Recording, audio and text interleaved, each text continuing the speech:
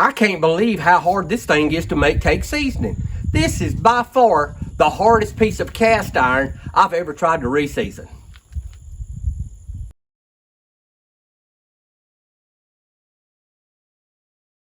Well, good morning, Campfire crew. This is Tony and Stella. Stella, come over here. Tony and Stella checking in from the lodge. Hey, we got a great video this week. We got a few things going on. I want to show you the finished product out at the archery range at the RV park. And also, me and Stella's got to plant the food plot up on top of the hill. We've got everything bush hogged and disc, and we got to go put some seeds out. So we're going to take y'all along with us on that today. And I've got a buddy down in Mobile, Alabama named Clifton.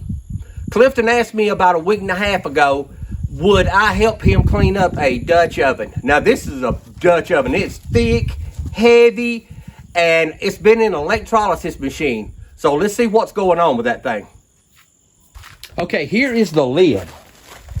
And it turned out beautiful. Beautiful, beautiful piece of cast iron.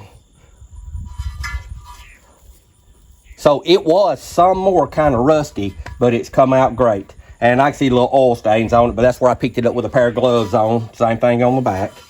So the thing turned out very nice. All the rust is gone. It's cleaned up. It looks good. So let's go look at the bottom, and I'll tell you why it's so hard to clean. The top come clean, but that bottom is a monster. The part with the pot, the metal's real thick, and it's something else to try to get clean. So let's go take a look at it. Okay, here's the pot. Can y'all see how thick that thing is and how heavy it is? I've already put approximately 4 or 5 coatings of seasoning on it, and it's just not taking seasoning well. It stayed in an electrolysis tank for about 4 or 5 days, and I scrubbed it down with soap and water, and it looks okay, but it's got a little bit of stain on the bottom.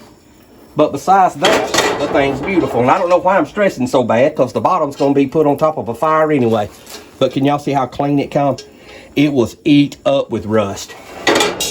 And see my gloves, how they got a little oil on the outside. Every time you touch it, it leaves an oil stain on it. All right, let's get finished up with this Dutch oven, and then we've got to go plant some food plots. I wanted to let y'all see, this is by far the hardest piece of cast iron I've ever tried to season. Can y'all see how thick that thing is? It don't want to take seasoning to save my life, but it's getting there. All right, let's go to the food plot.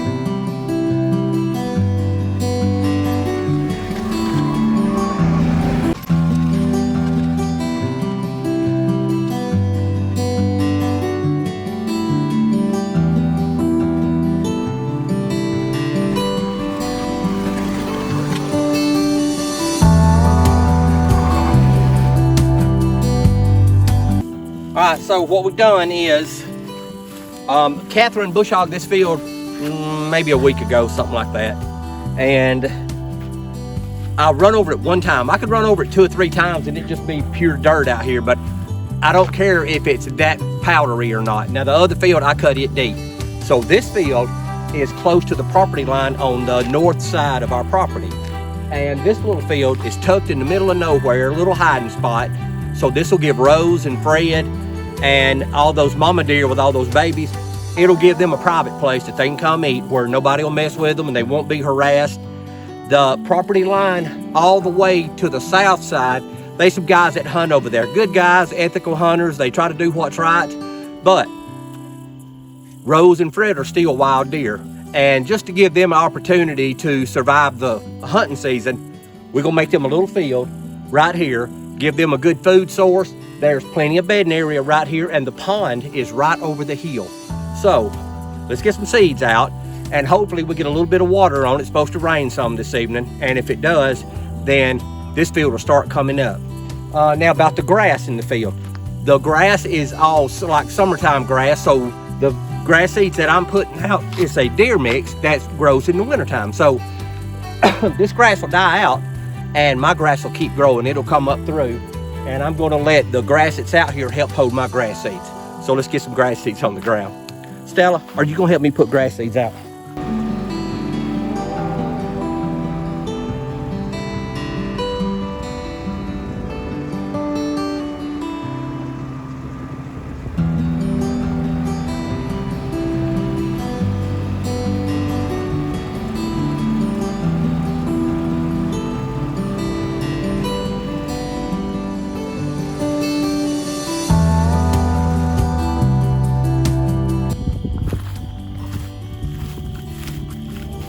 So even though this field's like 100 yards wide, I think it's like 103, 104 yards, something like that wide, we're only gonna plant up on this end. And petty or not, it keeps the deer away from the property line, and it keeps them back up here beside where they have bedding area. Again, that just makes sense to me. So even though the field's almost 200 yards long, 100 yards wide, I'm only gonna plant the section up here near the wood line so they can stay at the wood line, come eat, go back into the wood line. So let's get some seeds out up here. Come on, Sal.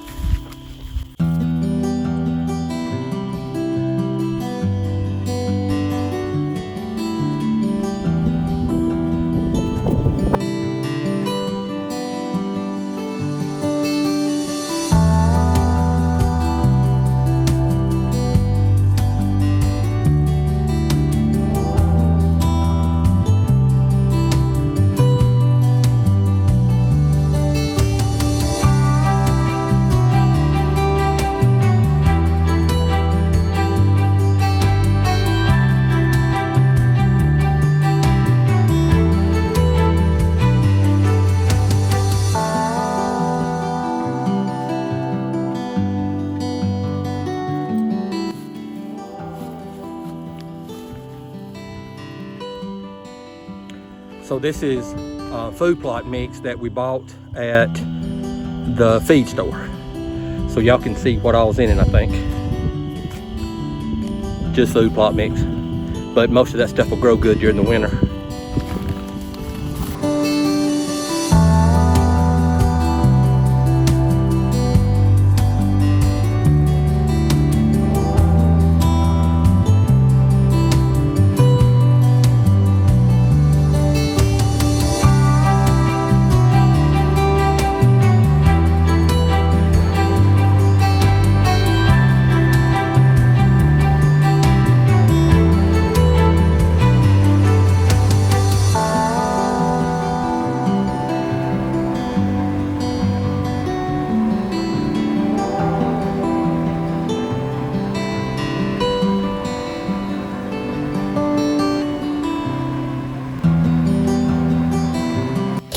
Okay, we are about to take this thing out of here. It has been in the grill for about 8 hours.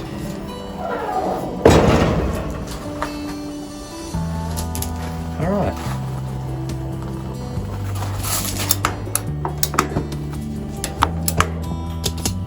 All right, I'm not mad at that. let it cool down, and I'll show y'all what it looks like to go with the lid. Okay, Campfire crew, I hope you've enjoyed the video. We had a great time making it. So I want to show you the finished product on this Dutch oven. So here's the lid. Well, it's beautiful. It is an outdoor gourmet lid. Thing turned out awesome. And here's the pot. So the pot also turned out beautiful. Looks good, big, heavy, come clean. It was a challenge, to say the least. I wouldn't even be afraid to say that this is the piece of cast iron that broke the Camel's back. Hey, I don't know if I'll ever jump on another Dutch oven that's this thick, the metal's this thick, and that is this big. I think I might stick to skillets and pots and things like that. All right, we had a great time cleaning it, Clifton. I hope you enjoy this. This thing like to kill me. All right, as always, life's an adventure. Don't get caught sitting at home. You ought to be down here helping me clean this big Dutch oven for Clifton.